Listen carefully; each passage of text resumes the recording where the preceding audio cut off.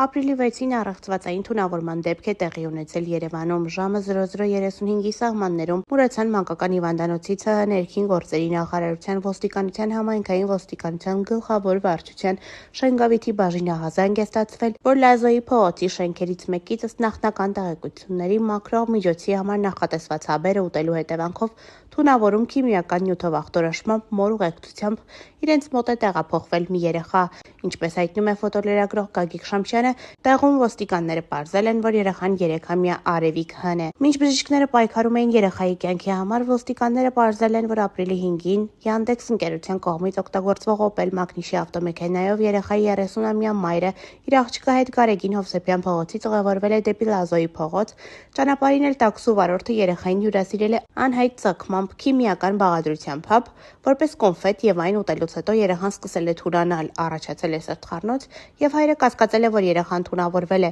Նրան շտապ տեղափոխել է հիվանդանոց։ Վարորդը Գեղարքունիքի մարզի բնակիչ 48-ամյա Արմենտն հրավիրվել է ոստիկանության Շենգավիթի բաժին, որտեղ էլ վերջինս խոստովանել է, որ ինքն է եղել վարորդն, ով կոնֆետ է հյուրասիրել երեխային։ Իսկ այդ կոնֆետներն իրեն հյուրասիրել էին օտարերկրացի 2 քաղաքացի, որոնց ինքը չի ճանաչել, պարզապես որպես ուղևոր ճանապարհից վերցրել է։ Նրա ավտոմեքենայում Շենգավիթի ոստիկանները հայտնաբերել են նաև օտարերկրացիների տված կասկածելի կոնֆետները։ Ոստիկանությունը ձեռնարկում է անհրաժեշտ օպերատիվ հետախուզական միջոցառումներ օտարերկրացիների ինքնությունը պարզելու, նրանց հայտնաբերելու եւ քննչական բաժին ներկայացնելու ուղղությամբ։